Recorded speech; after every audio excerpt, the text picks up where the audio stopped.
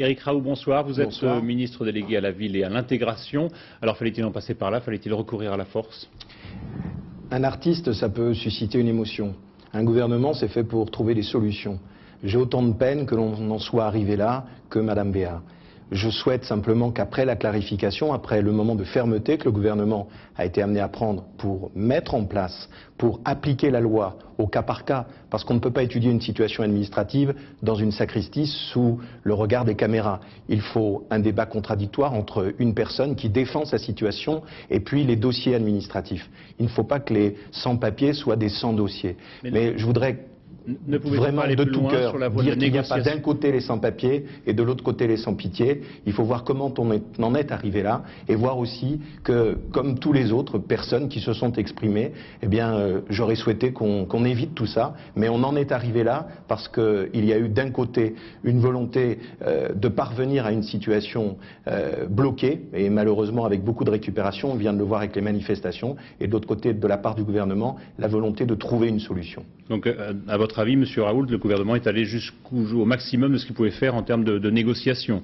On doit appliquer une loi, on ne peut pas la négocier. Si demain il convient de modifier un texte, il faut le faire à l'Assemblée nationale, pas dans une église, parce que l'émotion que Mme Béard a exprimée ce soir sur la télévision, je voudrais aussi qu'elle puisse la manifester dans un quartier, qu'elle puisse la manifester au Mali. Nous sommes dans une situation qui aujourd'hui, en matière d'immigration, peut freiner l'intégration. Or, ces immigrés qui sont en situation irrégulière posent un réel problème d'image vis-à-vis de tous ceux qui sont en situation régulière et qui veulent vivre une vie comparable à la nôtre. Donc je crois qu'il fallait intervenir, mais maintenant que la fermeté est passée, je fais confiance au ministre de l'Intérieur et au Premier ministre, qui l'ont montré avec intelligence et patience pour qu'une réponse de fraternité et une réponse de solidarité soit apportée avec humanité dans ces dossiers. Justement, sur l'application de la loi, dans son avis, le Conseil d'État a donné une très large marge de manœuvre au gouvernement, en fonction notamment du droit à une vie de famille normale dont devrait bénéficier tout le monde, y compris des étrangers. Vous croyez que ce droit-là sera respecté?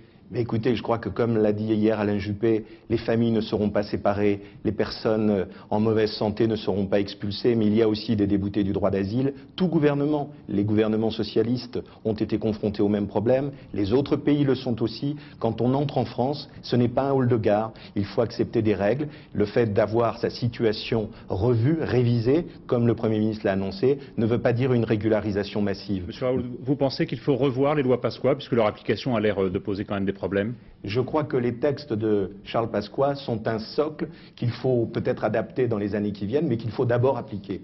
L'immigration est un problème qui ne s'interrompra pas en 1998, c'est un problème de pauvreté et de richesse, et comme hier le Premier ministre l'a souligné, il faudra apporter des réponses qui soient des réponses aussi de coopération, car tout à l'heure on a parlé du Mali, on a parlé également de la Mauritanie. Ce qu'il faut faire, c'est d'aider les Africains à rester dans leur pays, les aider au développement, pour éviter qu'ils viennent ici vivre leur pauvreté, leur précarité. Une toute petite chose pour terminer, on a dit que M. Chirac avait suivi cette crise de très près et qu'il avait donné des consignes de très grande fermeté. C'est quelque chose que vous confirmez? Écoutez, j'ai entendu le président de la République s'exprimer le 14 juillet, parler d'un geste fort et de l'intégration. Le geste fort est intervenu. Maintenant, nous avons encore beaucoup de travail pour expliquer à l'ensemble de nos compatriotes que l'intégration est une chance pour notre pays, mais que nous ne pouvons pas la faire dans le désordre. Et il y avait un désordre à l'église Saint-Bernard. Merci, M. Raoult.